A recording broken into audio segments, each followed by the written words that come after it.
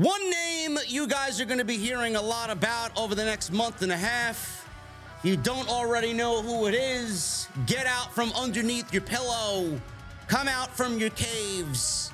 That man is CM Punk.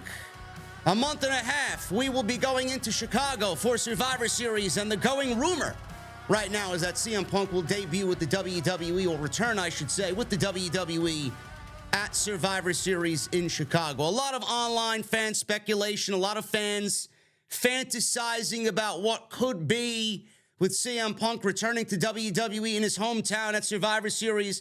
A lot of inside jabs and a lot of throwbacks to what CM Punk said in yesteryear by Corey Graves, by Michael Cole, and mostly by Seth Rollins, who was publicly ousted by saying he does not like Phil Brooks. He does not appreciate Phil Brooks, and that there is a problem with Phil Brooks. Now, one way or another, it would do big business. I don't care what anybody says. It's going to do big business. There is money to be made with CM Punk. My question is, does WWE need CM Punk? The answer is no. They don't need CM Punk. It is at a point in time right now where CM Punk needs WWE. Where else is he going to go? At this stage of his career, where else is he going to go to get that major spotlight? House of Wrestling, they said in a recent report last week that their sources told them that it is likely that CM Punk will go back to WWE. And now, as of this week, Fightful is reporting that CM Punk and WWE are not in talks for a return to the company. Believe it or not, Fastlane and the post-show media scrum with Triple H and some of the roster after Fastlane, there was an entire hour and a half where no one was asked about CM Punk. Cody Rhodes was not asked about CM Punk. Jey Uso was not asked about CM Punk. Triple H was not asked about CM Punk. I wonder if that was a thing before they went live on YouTube. Don't ask about the obvious. So nobody asked. So Fightful spoke with those high up in WWE that any reports of CM Punk signing with WWE are completely false. That's interesting. House of Wrestling said that it's likely. House of Wrestling, by the way, is Nick Hausman, the guy who was ousted by CM Punk at the All Out Media Scrum last year for his relationship with Colt Cabana. Now seemingly is CM Punk's personal PR department, and whatever news he wants out there, he goes directly through House of Wrestling. It's just the way I see it. So House of Wrestling says it's likely. Fightful spoke with higher-ups in WWE, and they are now saying it's completely false. Wow, go figure. And additionally, as of October 10th, that was yesterday, the claim internally is that WWE is not in conversations with CM Punk about a comeback. There were several in the company that wanted to make that clear for fans, expecting to see him at Survivor Series this year. Now, as with anything, says Fightful, in wrestling, things change. But WWE sources are adamant that as of now, the two sides are not in talks. Now, first of all, two things here. I'm going to throw a little joke at you. Maybe the talks were already conducted and business is already done. Maybe he's already signed and he's just waiting to go back there. I know that's not the case. Maybe WWE cannot talk to CM Punk right now because there is a window from when he got fired from AEW up until now, October 10th, where there's no room for them to discuss business. So because of that obvious, logical, common sense reason, maybe that's why CM Punk and WWE haven't engaged in talks. Now, the same thing with Adam Copeland. Apparently, Adam Copeland's contract ended on September 21st with World Wrestling Entertainment. He went on Twitter and posted a video from his house telling everybody that he's got a contract offer from WWE in his inbox and that his contract isn't up until the end of the month, September. Now, we all thought the end of the month was September 30th. The end of the month was obviously not that. It was September 21st. And then he went on to say that from that point on, they had 9 days to get everything in line. music, trademarks, rated R this, and his whole introduction, what they were going to do. They had 9 days to get everything ready for Adam Copeland's return. Now, if that happened on September 30th, there'd be a lot of fucking legal problems on Tony Khan's desk the next day. So things can happen in the last minute. Things could happen within a week or two of Survivor Series. We don't know. Nobody knows but Phil Brooks and Tony Khan, and maybe someone in WWE that is of that power, that knows what CM Punk's situation is. You think Fightful's gonna fucking know what CM Punk's situation is? You think fucking Nick Hausman is going to say anything about what CM Punk's issue is and what his status is? Nobody knows. Nobody knows. We're all putting out the same fucking content because CM Punk's name is in the title and it's gonna get clicks. We know how to run the algorithm. Fucking ridiculous, man. This story is just ridiculous. Now, as of anything, he says things can change. Yes, things can change. It's pro wrestling. Fightful reported that Punk had feelers talking to people within WWE about how it should be approached. One source close to Punk told Fightful they believe that to be accurate, and from what they've heard, Punk was waiting to see if they'd approach him. WWE, listen, WWE's going to play coy. They're going to be like, all right, yeah, you're CM Punk. Yeah, we want you, but we don't need you. You need us. And someone actually gave CM Punk the advice of if you went and talked to Vince McMahon before all this shit happened, that would probably be your best bet and your best way in if you really do want back. Go talk to Vince, which lines up with the reports that it's going to ultimately be a Vince McMahon decision in the end. So when reaching out to Punk in the last week, Fightful had not heard back. There you go, man. The one thing that deads this entire story from the word go. Several talent outright asked those in power about the possibility and the rumors of Punk to WWE this week, and they were told that as things stand, he wasn't coming back to the company at this time. So you mean to tell me that the roster went and asked those in power? Who is the roster asking in power? Who's the roster asking? Hey, listen, Bruce, is CM Punk coming back to WWE? Hey, Road Dogg, what about Phil? Is he coming back in? What do we got to do to get ready? Hey, Abyss, what's going on with CM Punk, man? Well, Yo, Jason Jordan, what's going on with Nobody fucking knows anything. Nobody knows anything. And if you go ask Triple H, do you genuinely believe Triple H is going to tell the roster anything in regards to a return of this magnitude? Give me a break, folks. There are only 4 people who know what the situation is and what may come of this situation. And that is excluding CM Punk.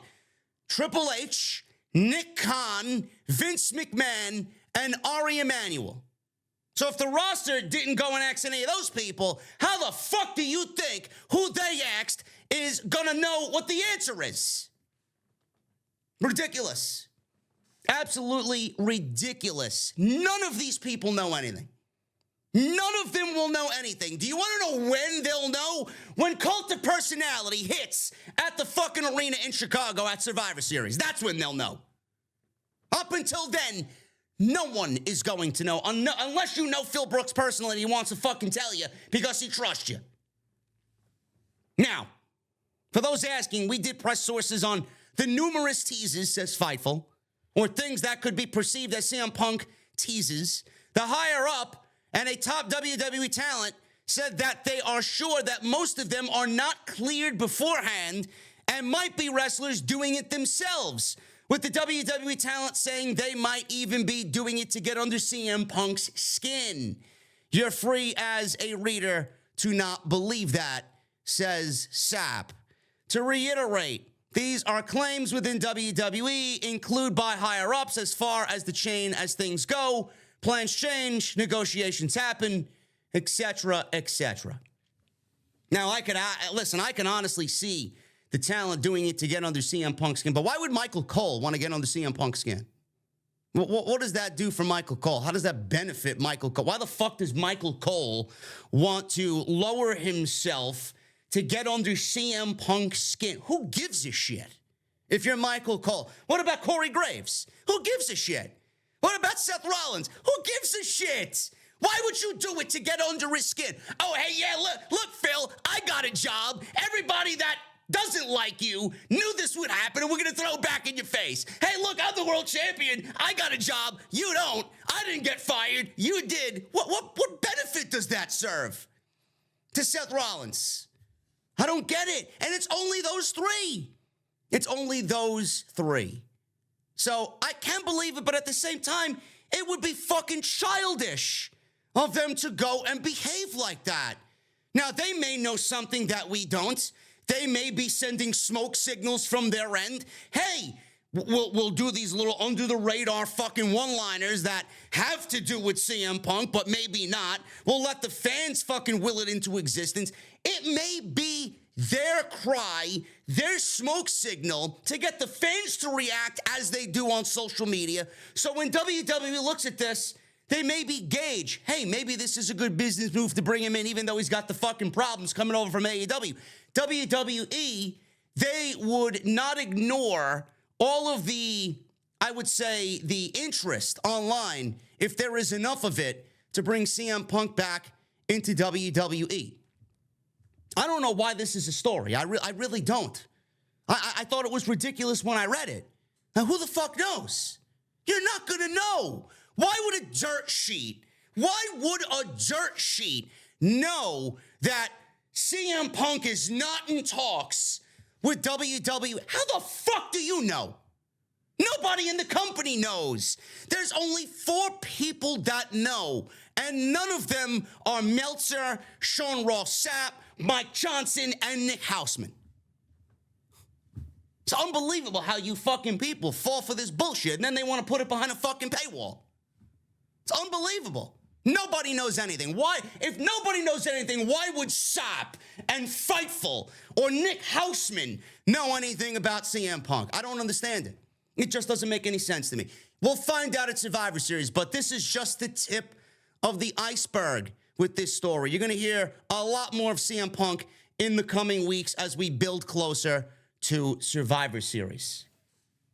Multiple WWE sources say Velveteen Dream, leave me alone. I don't know who's texting me. Velveteen Dream, yes, you heard me correct, has not been seen at the PC, despite reports claiming he was there recently. Now, Velveteen Dream has been fired by WWE. This has been back in 2020. He was released in 2021. He was accused in 2020 of having inappropriate contact with minors and originally put out a statement noting that he was working with authorities to resolve the situation. After these allegations in 2020, he was only used a few times on NXT TV, with his last match coming against Adam Cole in December of 2020. He had also been backstage and had heat with several people in WWE due to his behavior. He was then released in 2021. Now, also, Dream has been accused of filming fellow wrestlers in the bathroom without their consent, in addition to his arrests, accusations of recklessness in matches, wellness violations, and other issues. There have been rumors going around social media today noting Dream had been going to therapy and making progress, in addition to visiting the Performance Center on Monday night. Sean Ross Sapp of Fightful Select said Dream has not signed with the WWE, and one WWE higher-up stated that they have no interest in re-signing Patrick Clark, Velveteen Dream, at this time, and something very shocking would have to take place for something like that to happen.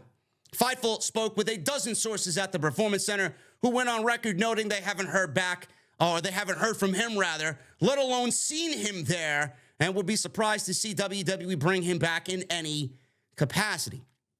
Now, one star who was at the PC on Monday clarified the PC is 2 buildings and noted, would I put it past him to just randomly show up like at 7 p.m. during the production meeting? No, I would not, this one star said, end quote. Now, listen, if I'll tell you this right now, and I have a really funny feeling that he did randomly show up at the PC and thinks because he's getting help that WWE may look at him in a different light or maybe give him another chance at some point in the future. WWE just sold to Endeavor. You think they got to deal with the Vince McMahon bullshit and they got to sit with that and fucking realize that Vince McMahon at any given moment could bring a fucking dark cloud of negativity to whatever Endeavor is doing business-wise. They got that to deal with. You think they're going to fucking pick up and sign Patrick Clark to a contract with his previous allegations of sexual inappropriate behavior with minors? You think they're going to bring someone like that back to the WWE after they just sold the company and merged with WWE? What type of business move would that be, man? Man, oh man, in the business moves of business moves, that would be looked at as one of the most bizarre business moves I've ever seen a company take after they just fucking sold WWE to Endeavor. And you just merged WWE with UFC. What a terrible business move that would be. Who wants that? What type of public image would that be for Ari Emmanuel? No, Velveteen Dream is not coming back to WWE. I doubt Velveteen Dream ever wrestles again. He tried this before, and they ousted him as soon as his name went on the fucking poster. Gone. Goodbye. He'll never have a solid job in pro wrestling ever again. He will never be back in a locker room ever again. His career is finished. And it's sad that I'm saying that because I was a huge fan of what he was doing. The promise and the fucking aspirations and the hopes that people had in him. He was a main event WrestleMania, got ready to break out. And then he ruined his fucking career. So if he's at the PC, it's desperate on his end because he wants back in because now he's getting help. And now he's a better person in 2023 than he was in 2021 when he got fired. 2 years is not enough time.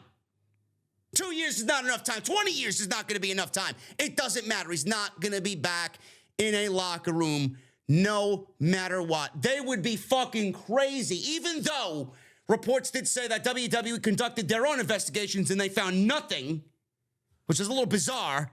They found nothing. It doesn't matter. The public image of Patrick Clark on social media will get him in hot water before he even fucking thinks about dipping a fucking pinky toe in that hot water. It's over. It's over. And Ari Emmanuel and Endeavor would never bring this type of individual back after they just bought 51% of WWE with already the problems that Vince McMahon has brought upon them. Why would they want this to make them look bad? Ridiculous. Patrick Clark is only there for Patrick Clark. Patrick Clark is not there because WWE is interested in bringing back Patrick Clark. Thank you guys very much for all your support. If you enjoyed today's extra, make sure you guys hit that thumbs up. Sound off in the comments below. The comment section is yours. Hit that thumbs up. Let's try for 1,000 likes on today's extra. And hit that subscribe button down below. Turn on the bell for notifications. And go check out all the other content on the channel. Social media, at JD from NY206 on Twitter, Instagram, TikTok, and Cameo. Guys, I will see you back with more content right here on Off the Script. I'll see you guys later.